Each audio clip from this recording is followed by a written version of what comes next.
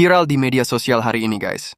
Kejadian yang sangat luar biasa dan di luar nalar. Ketika Al-Habib Maulana Lutfi bin Yahya lagi khusyuk-khusyuknya baca tawasul ke Al-Faqih Muqaddam dan Habib-Habib lainnya, tiba-tiba terdengar suara yang aneh, guys. Banyak orang mengira itu adalah tanda kehadiran Al-Faqih Muqaddam. وإلى حضرة سيدنا الإمام محمد مولى الدويلة والحبيب عبد الرحمن سقافي محمد مولى الدويلة سيدنا العلوي بمحمد بن محمد مولى الدويلة وعلي بن محمد مولى الدويلة وسيدنا معالي محمد مولى الدويلة وسيدنا الإمام digeser ikut jadi nang namanya